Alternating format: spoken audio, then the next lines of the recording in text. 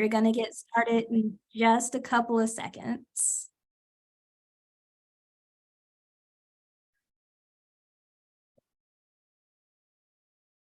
Good afternoon, everybody. Some folks are still entering, but since it's 4 p.m., we're going to go ahead and get started.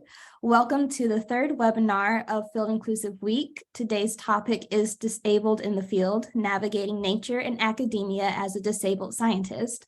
I am Murry Burgess. I use the pronoun she, her, and I am currently a Ph.D. candidate at North Carolina State University, pursuing my degree in Fisheries, Wildlife, and Conservation Biology. I am also one of the CEOs and co-founders of Field Inclusive, a new nonprofit working towards amplifying and supporting marginalized and historically excluded biologists who professionally work in the outdoors. Just a heads up that this webinar will be recorded, and those recordings will be hosted on our YouTube channel, so be sure to follow us there. Shortly, I will introduce our speaker for today, but first I would like to give a special thanks to our sponsor of Field Inclusive, the Nature Conservancy. Thank you so much for coming on board as a sponsor beginning this fall and for being dedicated to promoting and supporting a more inclusive outdoors. It's through the organizations like yours and the many individuals who have donated so far that we can continue our mission and the goals in raising awareness when it comes to social field safety issues by hosting events like Field Inclusive Week. So now, without further ado, it is my pleasure to introduce our speaker for today's discussion.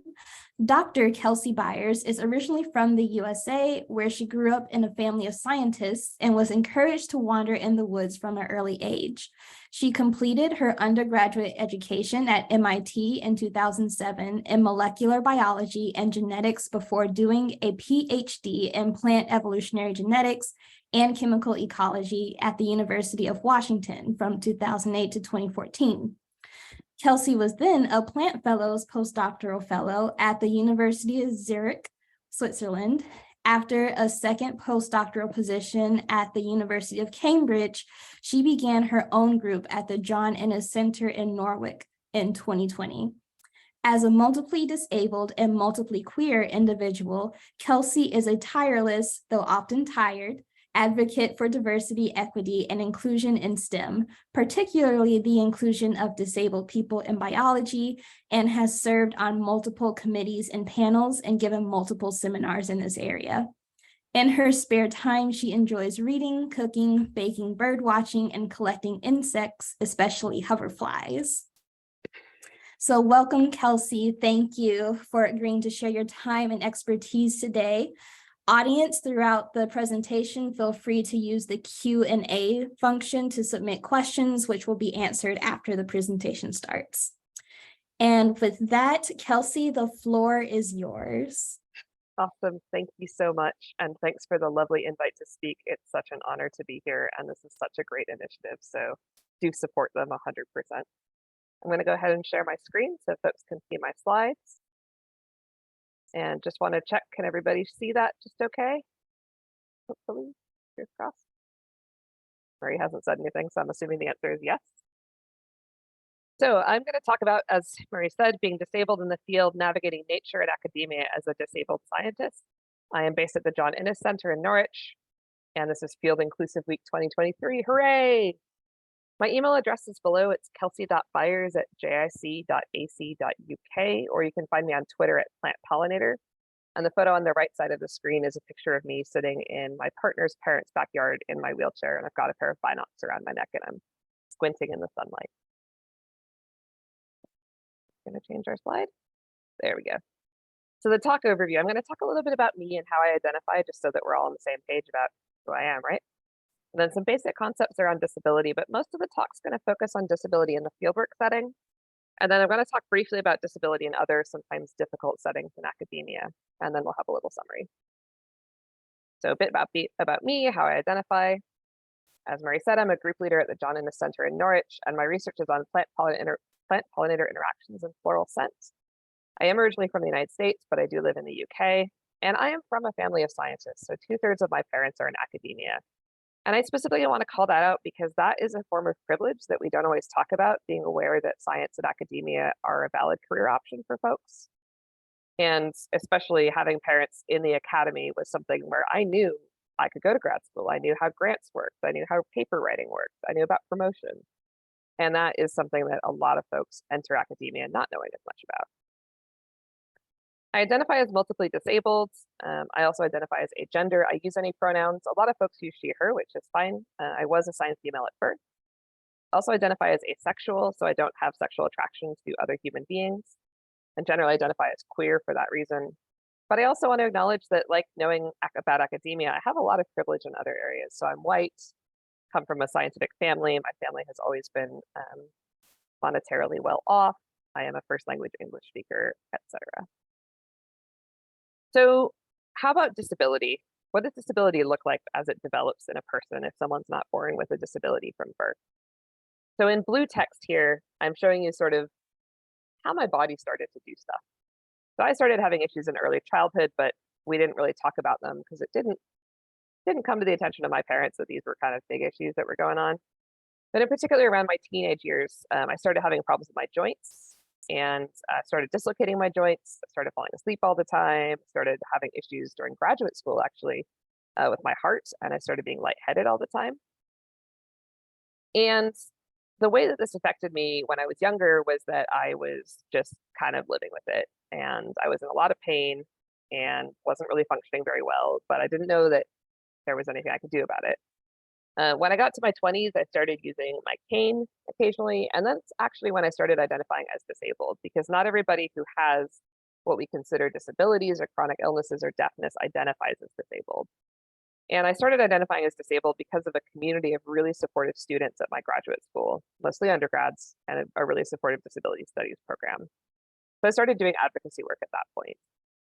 In my 30s, I switched from using a cane on occasion to using crutches and then a mobility scooter, and nowadays I use a wheelchair most of the time.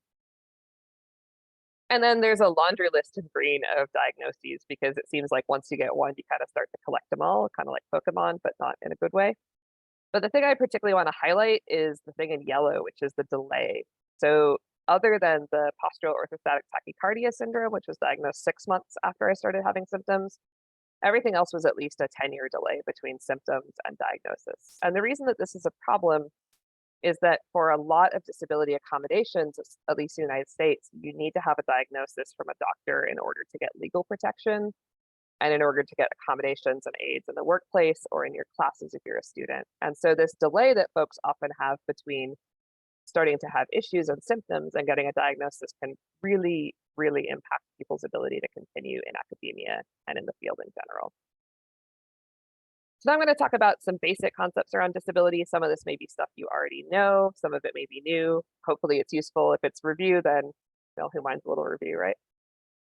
So what do I actually mean when I say disabled? So disability means different things to different people, but these are two legal definitions from the UK and from the United States.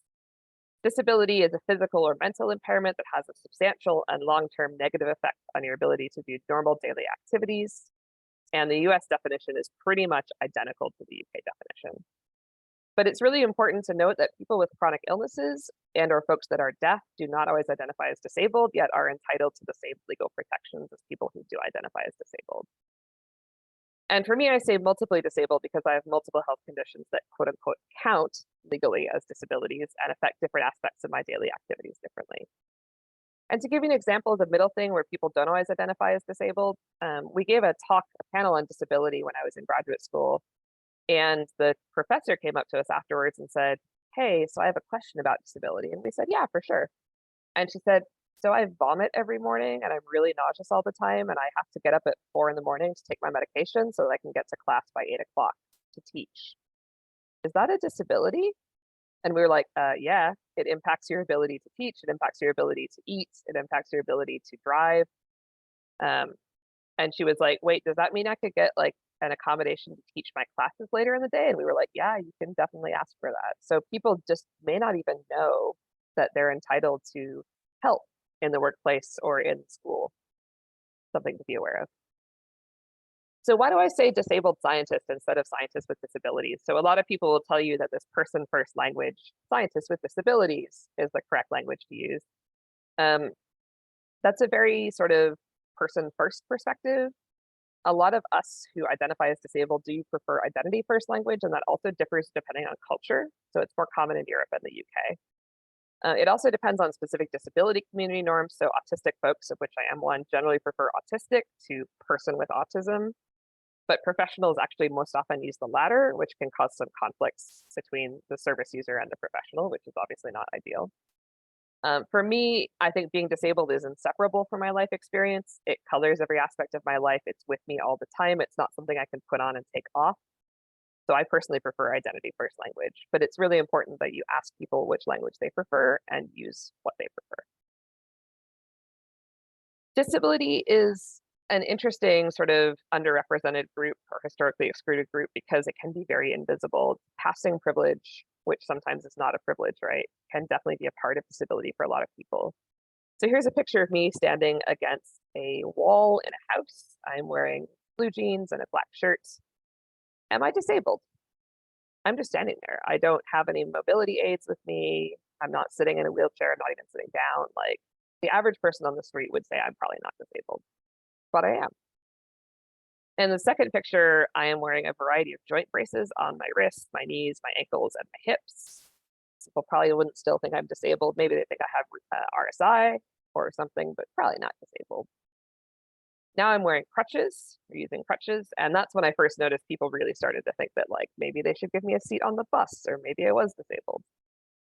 And then the final picture is a picture of me sitting in my wheelchair, at which point holding people on the street, 99% of people would say I was disabled. 1%, well, more than 1%, but some percentage would say I was a faker, which is something that also gets used as an attack against disabled folks.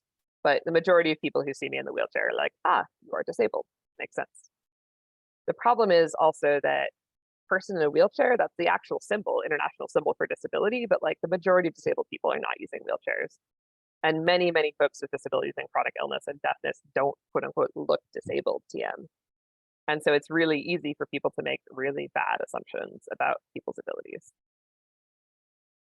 The disability, unlike some characteristics, but like some others, is often not considered an axis of diversity. This is sometimes due to legal and privacy reasons, because, for example, disability is a protected characteristic in a lot of countries, and it's one that you don't have to disclose, or you can disclose to HR, human resources, and occupational health, but you may not disclose it to your manager, and all these sorts of issues.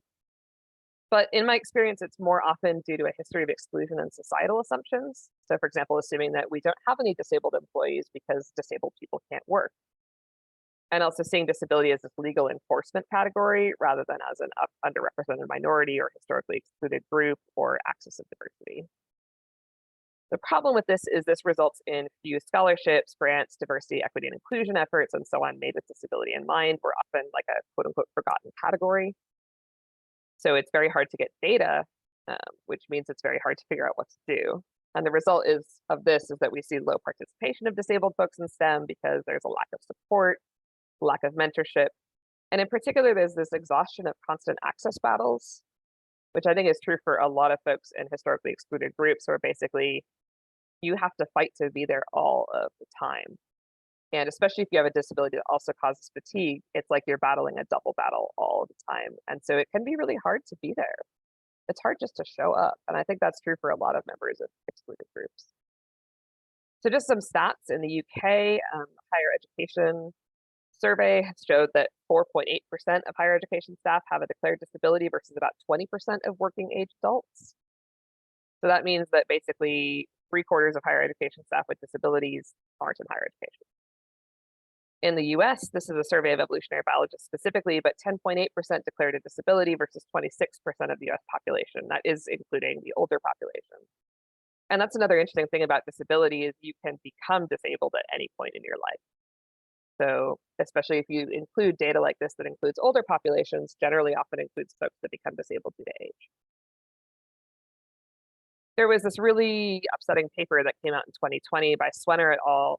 In PLOS One that basically showed that in the United States for grant agencies, the percentage of NIH grant applicants and also awardees declined from 1.9% in 2008 to 1.2% in 2018. And that was a significant decline, as you can see in the figure on the right, which is showing the decline. Overall grant success rates also differed significantly by disability status and were lower for disabled researchers. And so basically, when you're talking about less than 2% of people applying for grants are disabled and they're also not getting those grants, that means that in higher career positions like professorships, you're getting basically people are not staying and they're not succeeding. And we know that you need grant funding to succeed in the academic environment. So it's pretty upsetting. This is a quote from a blog post by Upchurch and Van from the Royal Society, saying our personal experiences of academic careers in STEM suggest there are considerable barriers for people with disabilities. And I'm just going to read the second sentence. In our home universities and research institutes, or while attending conferences or on research trips, it is very rare for us to meet other colleagues with disabilities. And they point out that, for example, stigma is a big issue, disclosure is a big issue, but also barriers that tend to exclude disabled people, often due to assumptions that they are less competent. So just a couple more concepts in disability. Models is something you might have heard about. So there's the common model that most members of the public have is the medical model, which is also called the deficit model. So it treats disability as something that's wrong with you. And unfortunately, this often comes with a moral component as well. So if you watch major media, you'll see that the enemy or the villain in a movie is often disabled or has some sort of obvious physical difference from someone else. And that's really not okay. In disability rights and disability studies, more often the social model is used, which says that disability is imposed by societal structures, such as physical structures like stairs, but also structures around power and around inclusion. And I tend to personally use a bit of the biopsychosocial model, which incorporates parts of both. And this is mostly used by the WHO. And the reason that I like this model is that the social model does ignore the fact that my disability is still disabling, even if society is perfectly accommodating. So like, even if in my wheelchair, I never encounter stairs and I never encounter a step to get into the shop, I'm still tired all the time. And people's best intentions to include me socially are not going to make me less tired, which is too bad. So intersectionality is a term you may also be familiar with. It was coined by Kimberly Williams Crenshaw in 1989. And the idea is that aspects of identity combine or intersect to affect discrimination and privilege. The original paper was written about the experiences of Black women in particular. But the term is used more broadly to include members of multiple different excluded groups. And so the idea is you can't separate people's identities and consider the results additive. The effects are combinatorial. So just as an example of this for me, I am a queer disabled person. And in particular, asexuality is kind of funny in this area. Society says that I'm asexual because I'm disabled. So I'm a disabled person. I'm not interested in or capable of having a sexual relationship. But the disability rights movement says to me that I'm asexual because I'm internally ableist and discriminating against myself based on what society has told me. But I'm actually just asexual. It doesn't have anything to do with my disability. My gender, on the other hand, probably is actually statistically very closely tied to ADHD and autism.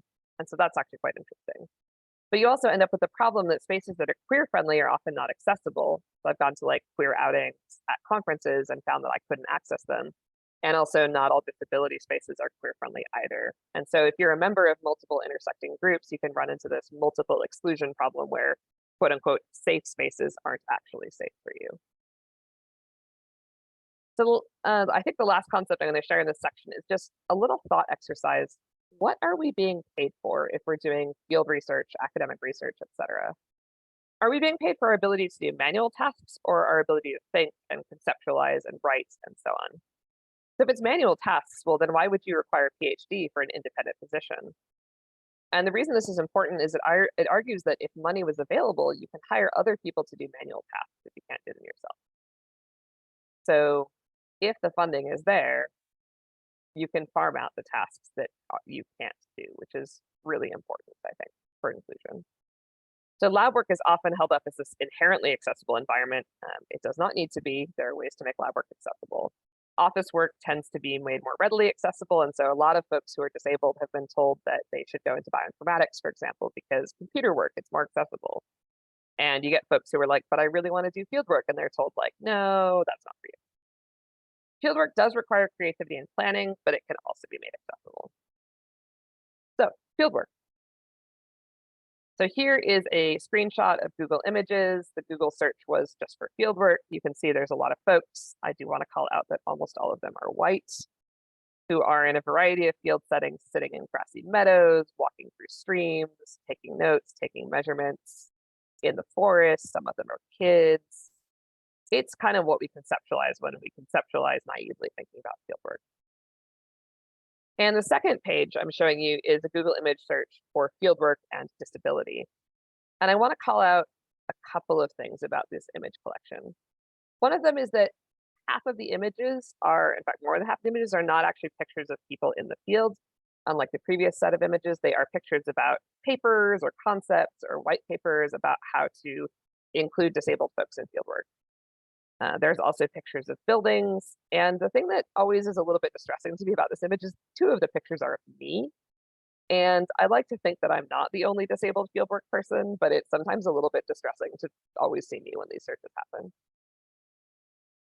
So which of the people in these photos is a field biologist? So there's 3 photos on the screen. One is a photo of me backpacking through the Sierra Nevada in California. I've got a heavy pack on, smile on my face, hiking poles in the mountains. In the second photo, I'm sitting in an office with a laptop and I'm drinking tea. And in the third photo, I'm sitting, it's the same photo as on the title slide. I'm sitting in my partner's parents' backyard in my wheelchair with binocs on. And the question is, again, which of these people is a field biologist? So the average person on the street naively would say, well, the person who's backpacking in the mountains is clearly a field biologist. And the person in the wheelchair is probably not the field biologist because how to use a wheelchair in the field. So the person in the mountains had never done fieldwork, was very excited because she'd seen her new study organism for her Ph.D., which she was just about to start in the field for the first time when she was backpacking for fun. And the person in the middle is taking a break from fieldwork by sitting and drinking tea. And the person on the right actually has a fair bit of fieldwork experience, even though she's sitting in a wheelchair in a backyard. So disability in the fieldwork setting is also, fieldwork is often treated as this optional or special case that may not be necessary for your PhD or your undergrad studies or your career or whatever, but it actually may be a fundamental part of folks' research. Or a person may not be hired because they're seen as unable to do the essential fieldwork for a job. And the problem with this is that it's not legal to not hire someone because of disability, except in cases where you can prove that they can't do what are called the essential functions of the job. So for example, a job that requires you to drive a school bus, if you can't get a driving license because of disability, they can legally say that you can't be hired to drive a school bus. But the problem is that a lot of employers will say, oh, but I'm assuming that you can't do the job, so I'm just not even going to interview you or hire you. And that's not legal. So assumption is usually made that disabled people can't do fieldwork, and this could be either due to their inability, so competence is often not assumed, or the opposite, it's assumed to not be there. But often also, especially in the US, people see it as a risk management or a liability issue, like what if they got injured and sued us? Oh no. But the thing is, like, fieldwork can totally be modified with creativity and a great deal of communication and thinking ahead. And I do want to acknowledge it's not always possible in every circumstance to do every fieldwork task, but there are things that can be done. So what barriers and threats do disabled fieldworkers face? On the right is a figure of a deaf biologist of color who is collecting herbarium samples. And she says in a speech bubble or in a thought bubble, she's saying, eek, I can't hear, why me? And a silhouette of a person, member of the public, is cursing at her, using foul language at her for an unknown reason. This is from Demery and Pipkin in 2021, a paper on safety in the field in Nature, Ecology, and Evolution. So there's environmental threats, for example, the inability to remove yourself from dangerous situations in some cases if you can't run, for example. Possibly a higher probability of injury for some disabilities, and also for some medical conditions, there can be risks of lone working. So for example, if someone has epilepsy or, as I do, has POTS, I don't work in the field alone for that reason. There's also communication threats, as displayed in the image of the deaf biologist on the right. There can be an inability to communicate with the public and also involved with authority figures if the relevant disabilities are present, which could be someone who's deaf, but also non-speaking or nonverbal, or someone who's neurodivergent. And this also does apply to foreign languages as well. But for me, one of the biggest barriers is this assumption about competence. Colleagues, fieldwork team leads often assume things about an individual's competence to perform fieldwork tasks. And that can extend as far as harassment, exclusion by field team members, threats, etc. So it's not a simple yes or no, you can or can't do it, it can be very, very bad. So I want to encourage people to think about a couple questions when planning fieldwork. What are the actual fundamental tasks that are involved in the fieldwork? Does everyone need to do every task? What other extra factors like accommodation and transport to field sites can be modified? How does a particular individual's disability affect their ability to do the fundamental tasks? Not just like how does a wheelchair user, but how does, James, the wheelchair user, or Mickey, the wheelchair user, right? How does that affect their ability to do tasks? And what accommodations can we make so that James or Mickey or anyone else can enable as much participation as possible? And these are tasks, these are also questions that I want to emphasize when you're planning any sort of fieldwork, especially when you're doing fieldwork with individuals from historically excluded backgrounds. So a couple of case studies. This is a set of photos of insect collections and me in the field with some insect nets, and it's from an entomology class I took in grad school. So the view of the instructor was that everyone had to explore many habitats on foot during this class, during this particular weekend outing to a field site. We had to catch lots of insects, we had to pin them and ID them all on the same day. Everyone had to do all the tasks together. Transit was hiking on forest roads, rocky terrain. The accommodation was in these really uncomfortable bunk beds. There was no question about whether anyone had disabilities or needed accommodations, even though the instructor knew that I walked with a cane at that point and had recently sprained my ankle. And he didn't consider accommodations at all, including for a student who was celiac for dietary stuff. It was basically every person for themselves. But in the actual reality, the fundamental tasks were to catch, pin, and ID insects in a novel habitat. You could have put students in teams. Some could catch and some could pin or ID. You could switch out. You could have students catch them and then pin and ID them later. Could have considered different accommodations, sampling closer to the field station rather than hiking, or splitting a class in half where those who want to hike can hike and those who want to stay closer to the station can stay closer. Things like, for example, we could have moved more slowly through the terrain, or a really important one, communicated about the situation in advance so people had the ability to choose whether they could go or to ask for modifications. And also a really important one is setting a stop time for sleep and dinner. This is something the course did not do and is actually really common in fieldwork. People will work all hours of the night. And the result is people sacrifice sleep for their science, which is actually not really a good idea. Like once in a while, fine, you need to do these things on occasion. But expecting that everyone can stay up at odd hours, especially but you're young, should be able to bounce back. It's not a good idea. It's actually not, it's risky for everyone. It's just not a good idea. Here's a second case study, myself and butterflies in the rainforest of Panama. And this is related to mobility disabilities and fatigue. So there's some photos of butterflies in the background in the rainforest near the field site. So the story here was we lost some of our colony of butterflies, and my colleagues said we need to go and collect more wild butterflies in order to maintain the insectary stock. We're going to go into the forest and we need you to stay behind and maintain the insectary stock today. And I said, but I really want to go to the forest. I've not been collecting in the forest before. I've not seen these butterflies in the wild. Look, you can't hike. You'll be in the way. It's going to be too far. You're going to slow us down. But I want to go. Well, fine. We'll figure something out. So the fundamental tasks, as they thought, were to hike into the deep forest, chase the butterflies, catch the butterflies, hike back to the car. We all have to do it together. The hike is more than an hour in deep forest. Assumptions were made about my ability to walk, and it was considered better to just leave me behind. The fundamental task was actually to catch butterflies. And what we ended up doing was they dropped me off along the drivable road and picked me up on the way back. So I stayed on the drivable road for safety reasons. It turns out these butterflies actually come to focal plants, so you can just sit right in front of the focal plant and then stand up and catch a butterfly. It does not involve hiking. It does not involve running around. So I packed a stool, I packed plenty of water, I packed a snack, and in the end, we caught 3 butterflies between the 3 of us, and I caught 2 of them. So if they hadn't brought me along, it would not have been a very successful field trip. So finally, a good story. Sometimes it does go well. This is fieldwork in Yosemite National Park during graduate school. On the right is an image of loading plants into a budget rental truck. So the team got to the field site and we needed to carry about 100 plants, which were in 8-liter, 2-gallon pots up a hill with uneven footing from the parking lot. And my problem is, from experience, these plants are too heavy for me to carry safely. My joints are bad and it also messes with my heart. So there was immediate change of plan after a 2-minute discussion. I designed the experimental layout of the plants while sitting on the parking lot on my laptop. So I'm sitting down, I'm comfortable, I'm thinking, it's great. And my colleagues who were able to physically carry the plants, they took direction from me as to where to put each plant. So as they walked by, I'd say, that's plant number 2, please put it in the 3rd plot in the 2nd row, 1st column. The end result was that the fieldwork site was set up and I was not exhausted or in extra pain or fainting. And that was how it should go. That is a really good fieldwork experience. So this is a long slide, but again, these videos are going to be on YouTube, which is great. So how do I work in the field? I think about what's actually needed. I look for places to save energy and how to divide tasks up. I think about extra stuff I might need to bring, like medical equipment. I think about whether we can bring an extra set of hands if funding is available. What about having other folks who are a little more physically able than me carry heavy equipment? How do people feel about hiking styles? Having an honest chat and a debrief is actually really important.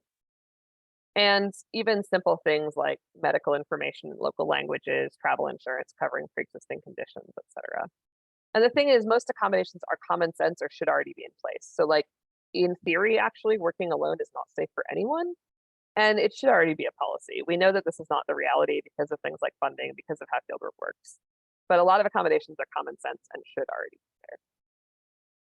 I've seen other disabled scientists work in the field. I met a colleague at a conference who is in a wheelchair who uses a freewheel attachment on the front of his wheelchair to go with the students to go collecting. I'm actually in the market myself for this mountain trike, which is a completely off-road wheelchair. There are other options. People can use slates and tablets for communication. I know a lot of geology field courses use drones for observing areas that you can't get to. These are all existing technology. Like the stuff is out there. And the most critical thing for me that I've seen is self-advocacy around people's individual abilities and limits. But I do want to emphasize that that advocacy needs to not only be from the disabled person. It's really important for field team leaders, supervisors, et cetera, to also have that conversation, to reach out and say, what can we do, as opposed to putting the burden on the person to try to do all the advocacy for themselves. So I'm actually going to skip these slides just so we have plenty of time, but I can post these slides on my website as well, which is plantpollinator.org.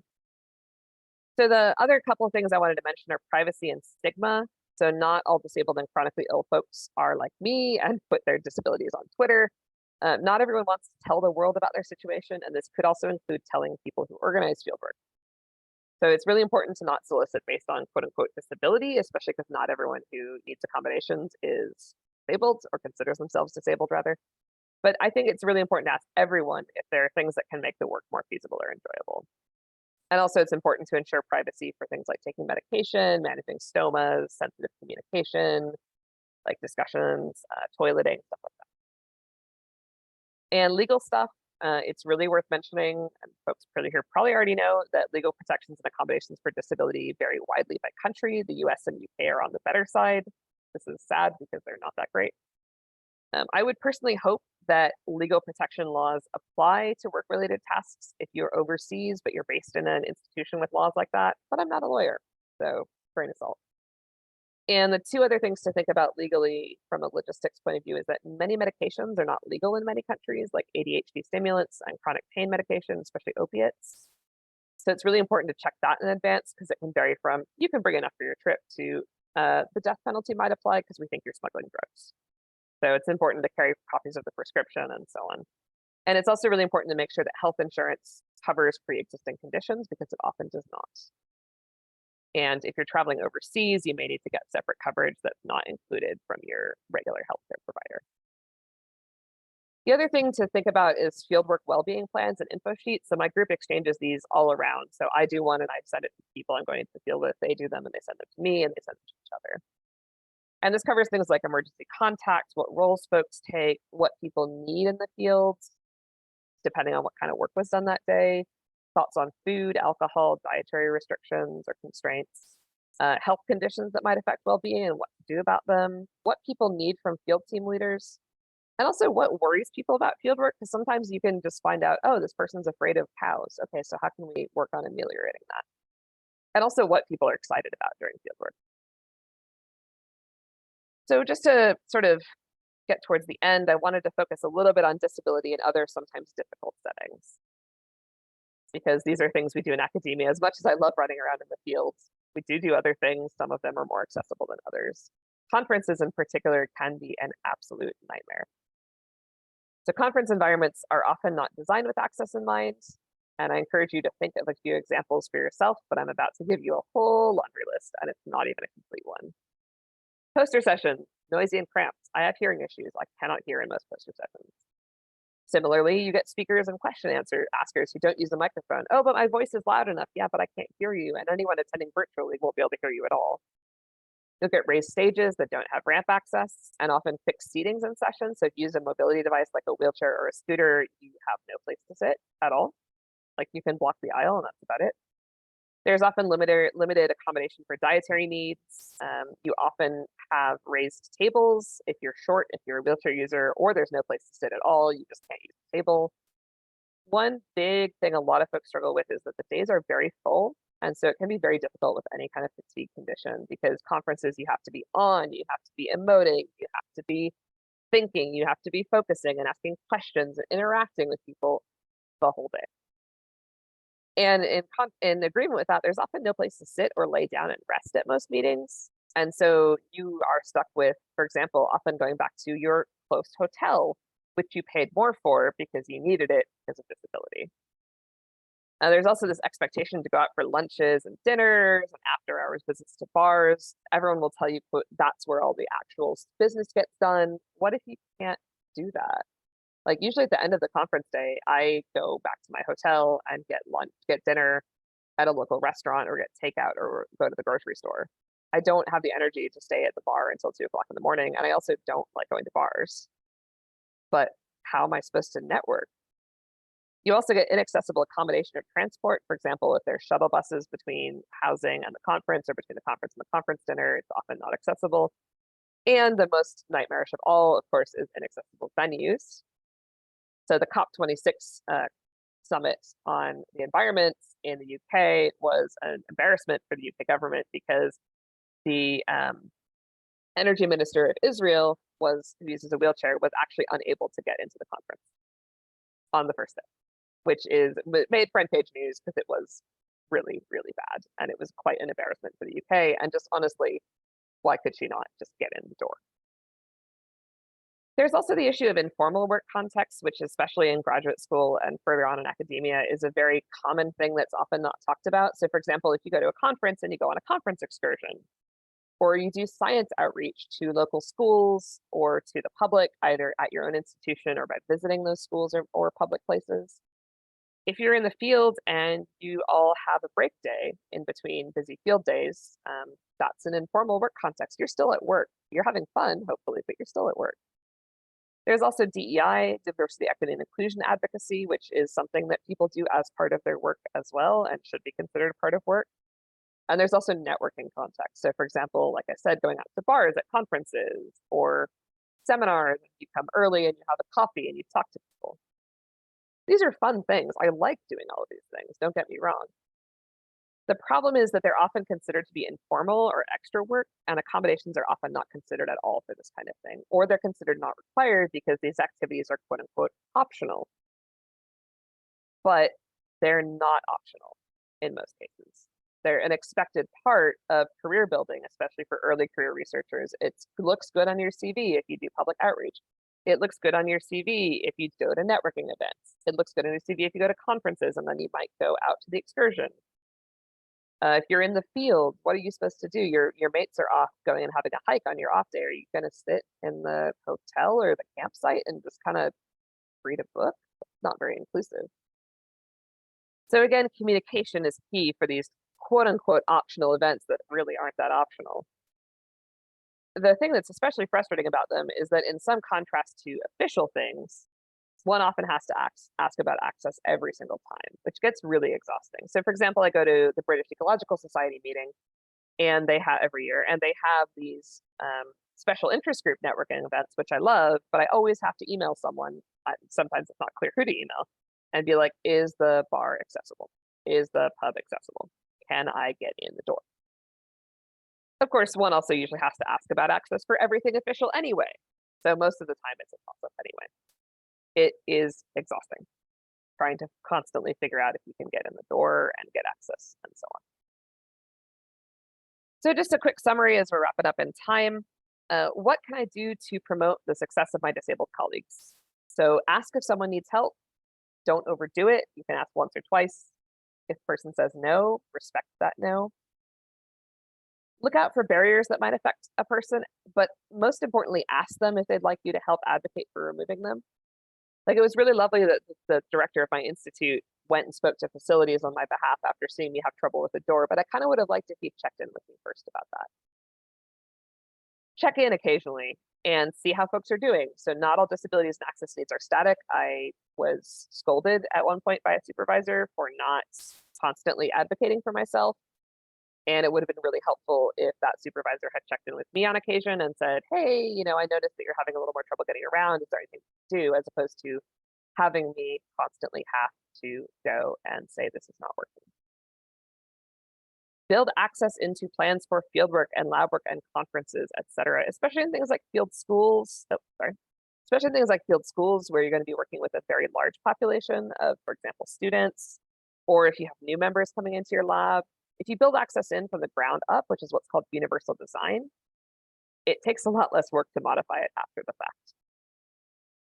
It's really important to include disability and diversity, equity, and inclusion work at institutions, departments, and labs so that folks who are disabled do actually have a place at the table, essentially, and don't feel like they've been forgotten about yet again. It's also really important to make sure that well-being events and signage are inclusive. A common one I've seen is oh, we want to get people to take the stairs because it's good for them. And you get this really judgy, you get posters posted at elevators or lifts with this really judgy language about how you should be using the stairs and you're being lazy if you're not. And it's like, I'm sorry, I use the elevator because I can't use the stairs, even if I'm on foot.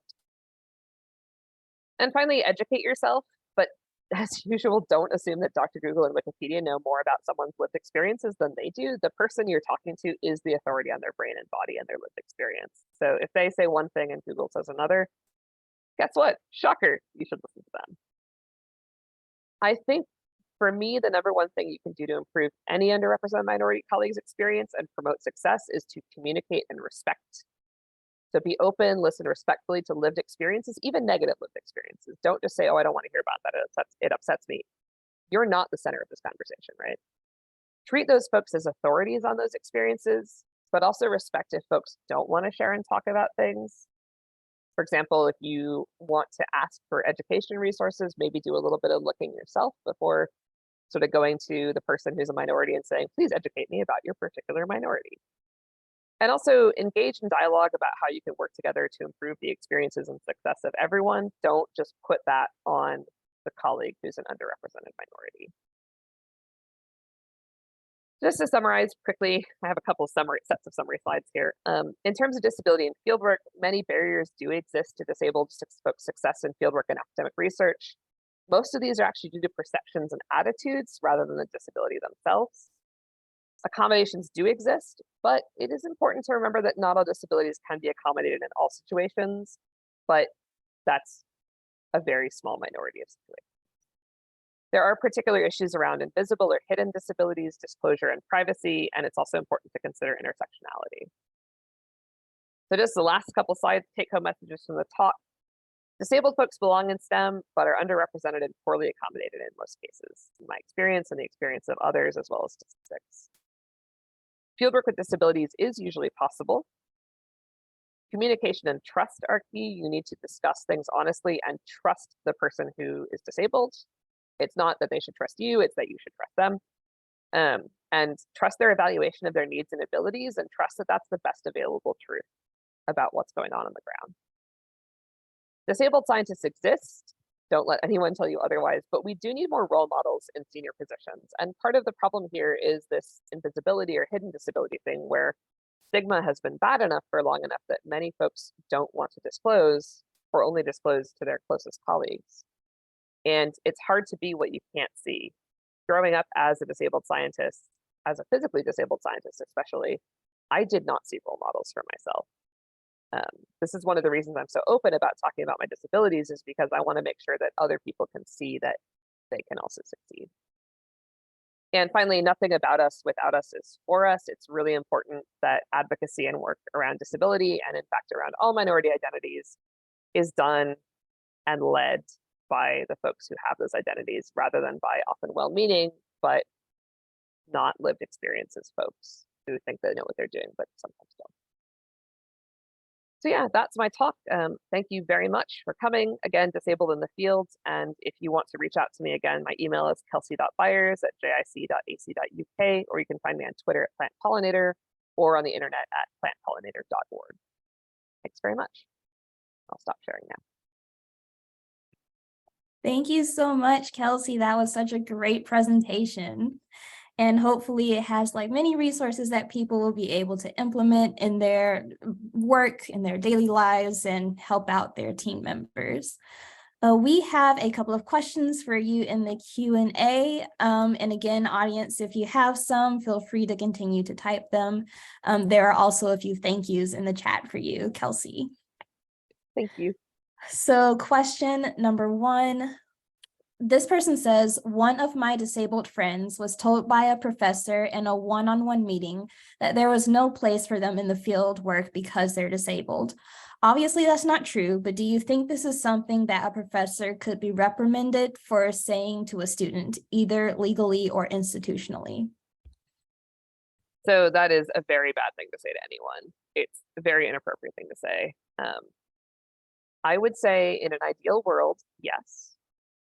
Unfortunately, in the world we live in, it's difficult to say. So the problem is basically that discrimination, especially discrimination against when it's seen as like a fundamental responsibility or a fundamental task, a lot of people still think it's legal, or think it's okay, or think it's not a problem, or think, well, maybe the professor said something a little rude, but like, yeah, you might not be able to do it, so they're just trying to be helpful. I think in the world that we live in now, yes, absolutely justified in pursuing a legal complaint, 100% justified in talking to your academic advisor or the head of department or the chair or the chair of education in the department. I just would be aware of the fact that it's not an ideal world, I guess is what I would say, which is really, really upsetting, right? It should not be that way. I should not have to say that and couch it in those terms. But just to be aware that the response you get may not be the response you're looking for from an individual person, which sucks. It's wrong. Yeah, thank you. This next person asks, I am a grad student with an invisible disability. I would like to become a professor at a teaching college, but I'm very nervous that hospitalizations, not often, but severe and unpredictable, will get in the way. Any suggestions on how to continue to be part of the working force with a disability that leads to a need for time off from work? That is a really good question. And one thing I would say is that depending on where you are based, places can be more or less hostile or accommodating of needs for time off, right? So for example, I interviewed at a university in the US, which actually had a part-time faculty program. So the idea was you could work 50%, you would be tenure track.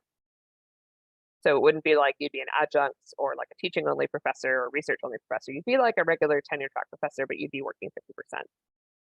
The problem with this is, of course, that you lose benefits when you work at 50%. That means you lose your health insurance. That means you lose your pension, et cetera. In other countries that I've lived in, namely Switzerland and the UK, part-time working, even at professorial level, is a bit more common. And so it may be worth looking at that. The other thing I would say is it's worth having, if you, for example, if you're looking at academic jobs and you've done a postdoc and so on, and you're thinking about moving into faculty careers, it's worth having a chat with your head of department and just saying, this is the situation, sometimes this happens. What can we do to accommodate me to make sure that I can still succeed in this job? Because if they want you, and they're willing to take steps around that. So I would say it's hard to open up and it's really hard to disclose. But also at the same time, you don't want to work at some place that's not going to welcome you. So mixed bag. Absolutely. And good luck to the person who asked that question. I hope you get your teaching position. The next question says, do you know of any grants or funding opportunities to make field research stations more friendly for disabled folks? Oh, that is a really good question, and I actually do not know the answer. The problem with a lot of disabled focused grants, disability focused grants, is that they're usually awarded to individuals, as the person who's asking is obviously aware. So that can be charity grants or things like some of the Ruth Kirchstein NIH grants that support underrepresented minorities, which also can include disabled individuals. But I don't know if grants specifically for field stations.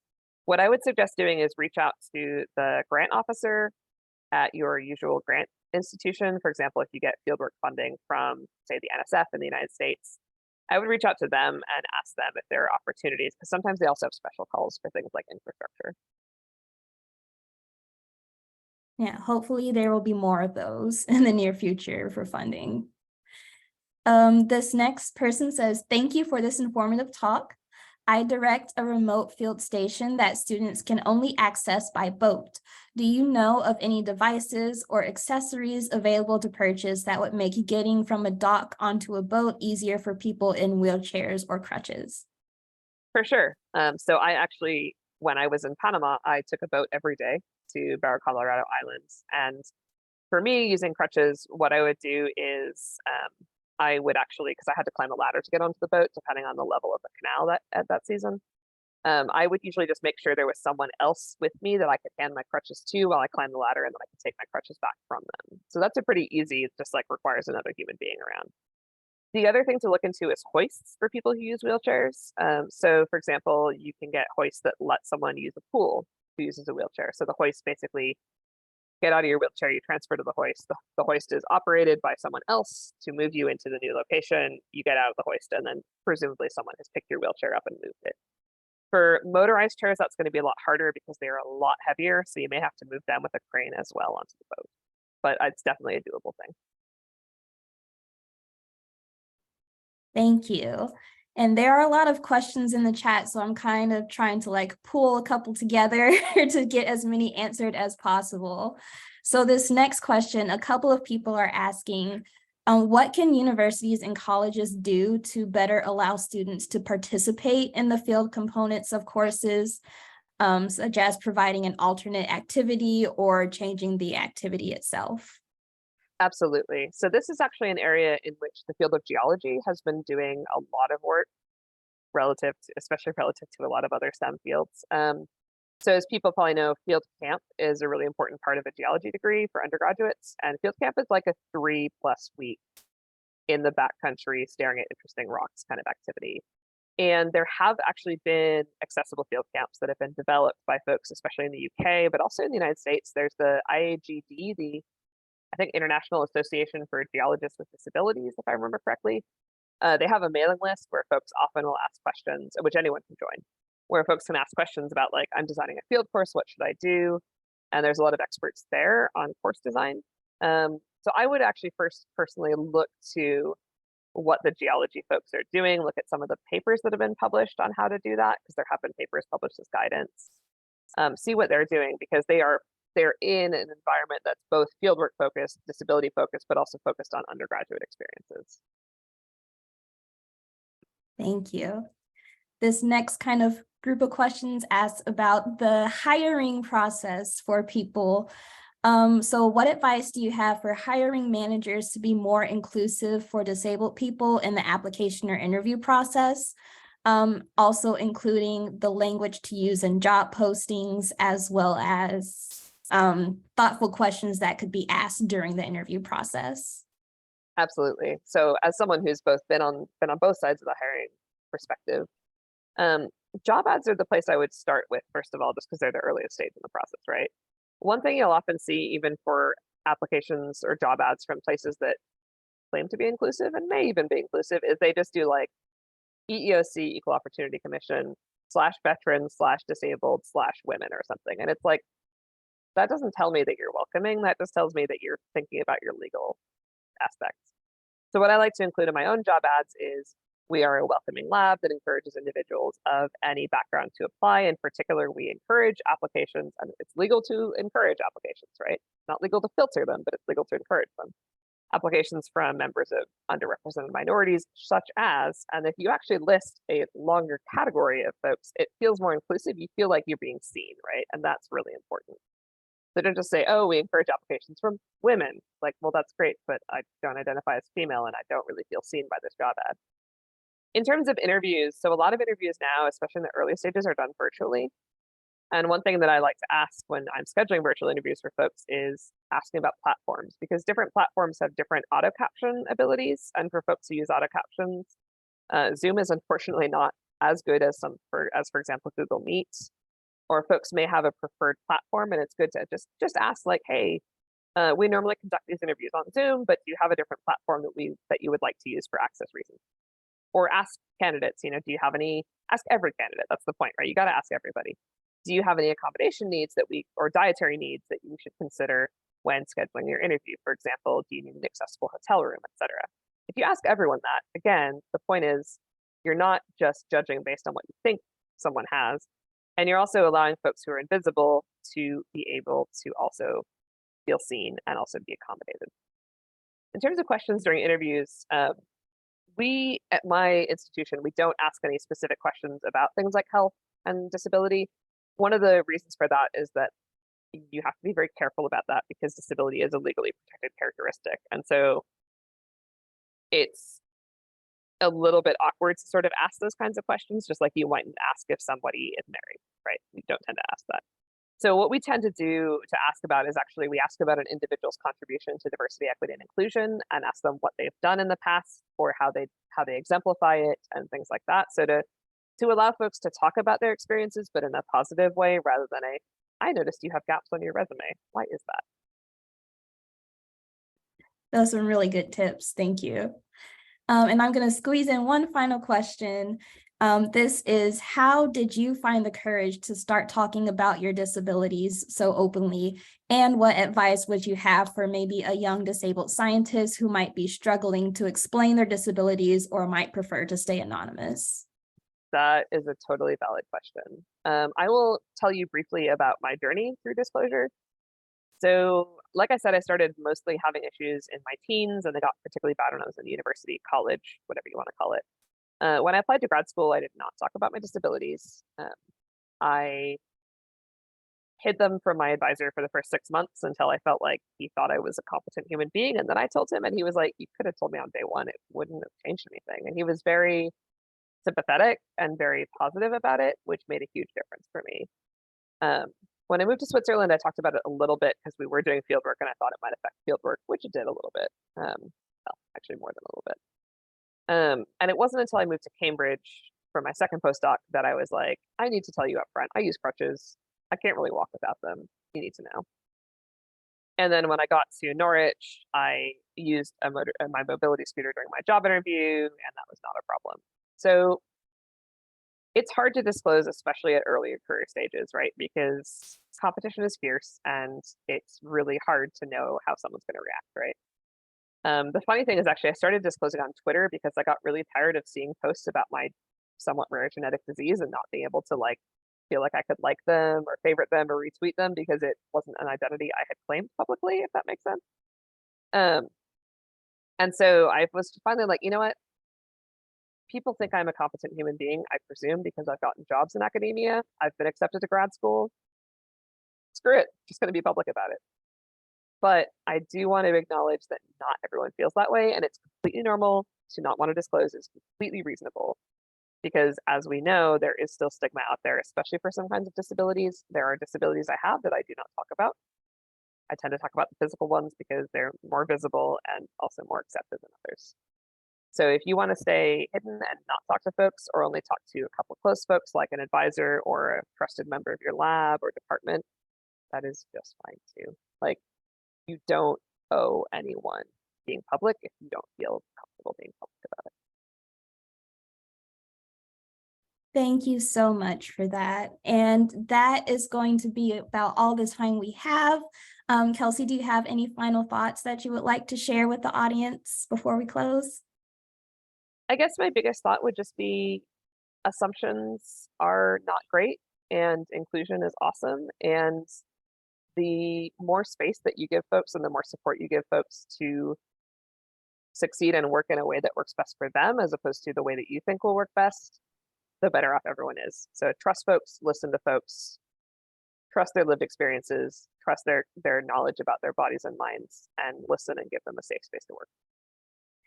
Thank you so much for being willing to share with us about everything. We at Field Inclusive would like to thank you for joining us today, and we thank you for continuing to do the work that you're doing and spreading awareness and educating others about disabilities in field work. I would also like to thank our other CEO of Field Inclusive who is behind the scenes today. Thank you for managing our webinar, and thank you also for uploading all the YouTube videos. If you would like to follow us on YouTube, you can watch the playbacks of all of these webinar sessions. We plan to continue to work when it comes to amplifying social field safety issues. So be sure to follow and interact with us on social media channels, Instagram, Facebook, Twitter, and YouTube. Please also be sure to visit our website to learn more about our organization and learn about ways that you as an individual can support us. Be sure to check out the rest of our virtual Field Inclusive Week events. Tomorrow at 2 p.m. Eastern Time, we will have Nicole Jackson, co-founder of In Her Nature, talk to us about mental health in nature. And with that, we hope you all enjoy the rest of your day, and thank you so much for joining us.